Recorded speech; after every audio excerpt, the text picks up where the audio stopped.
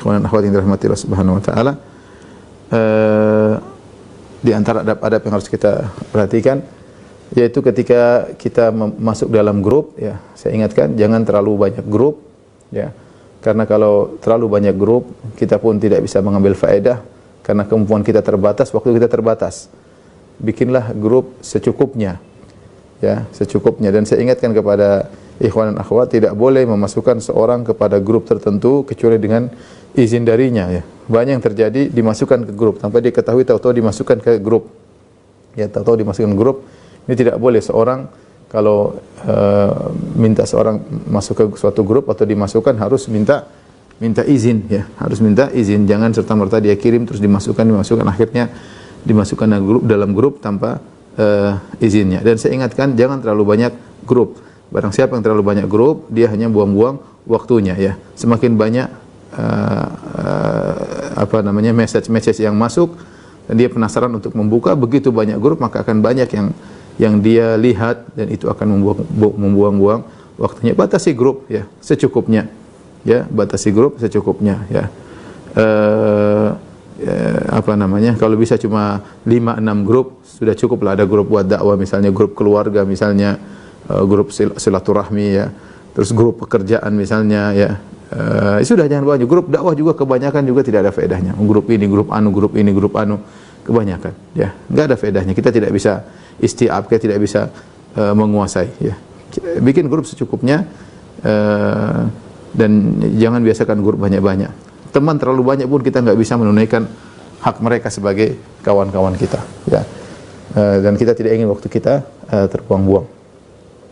Kemudian yang berikutnya, ketika kita men-share berita dalam grup, ya, perhatikan ketika ingin men-share suatu berita dalam grup, pertama harus kita pikirkan berita ini benar atau tidak, ya. Berita ini benar atau tidak. Dan untuk mengecek benar atau tidak mudah, ya. Pertama, kalaupun benar berita tersebut, pantaskah kita share di grup ini? Karena kita akan mengambil waktu teman kita. Kalau kita share, teman kita akan baca.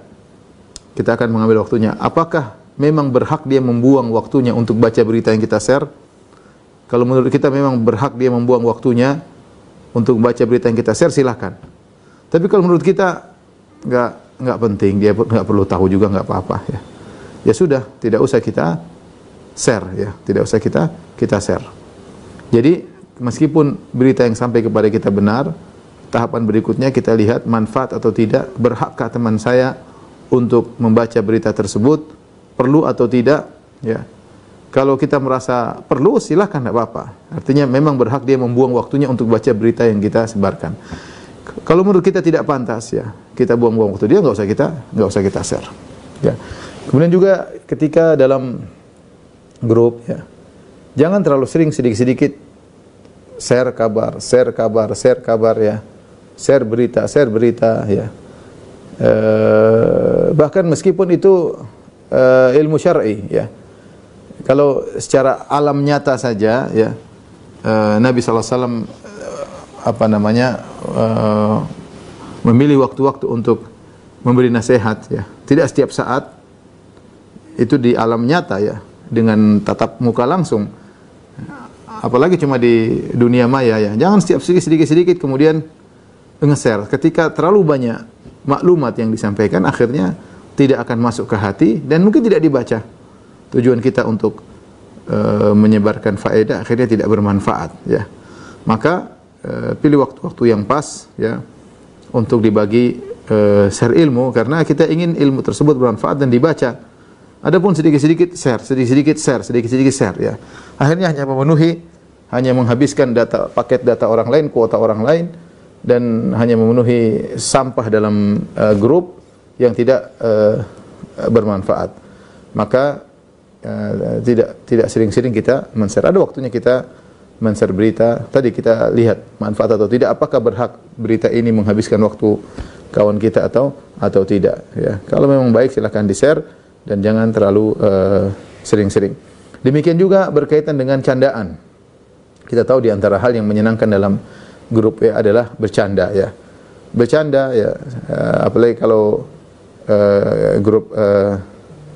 grup terbatas mungkin masih lebih ringan, tetapi kalau sudah perkaranya grup sampai anggotanya sampai puluhan, ya, sampai ratusan, ya hati-hati karena kita akan mengambil banyak waktu orang, ya. Jadi selalu saya ingatkan, kita mau share, ingat pantas nggak dibaca oleh kawan-kawan kita. Kalau pantas silakan. Nah, masalah candaan juga, ya kita harus melihat siapa yang kita hadapi, berbagai macam orang dalam grup tersebut, ya. Candaan yang di satu grup belum tentu bisa pas di grup yang lain, ya. Candaan di grup A belum tentu pantas untuk disampaikan di candaan grup B, ya. Bercanda ini juga atau disebut dengan nukat, ya, ini juga waspada, jangan sampai candaan tersebut ternyata isinya maksiat. Ya, betapa banyak orang bercanda ternyata isinya maksiat, seperti candaan tersebut mengandung penghinaan terhadap seseorang, mengandung hinaan terhadap pejabat tertentu, ya, mengandung hinaan terhadap tokoh tertentu, dan itu sering terjadi, ya. Candaan-candaan memang lucu, ya, lucu, tapi isinya kita menghina orang lain, isinya kita merendahkan orang lain. Candaan-candaan seperti itu tidak pantas untuk kita sebarkan, ya. Kalau sampai kepada kita delete. Kalau bisa kita nasihati jangan begitu. Cari candaan yang lain. Kalau mau bercanda yang kreatif, tapi jangan kreatif yang mendatangkan dosa, ya. Memang lucu, tertawa, tapi percuma kita tertawa dengan menambah dosa. Jadi masalah candaan hati-hati. Kemudian juga jangan candaan isinya kebohongan. Ya, betapa banyak candaan isinya adalah kebohongan, ya. Kita lihat ternyata bohong, ya. Maka hati-hati, candaan harus dilihat-lihat.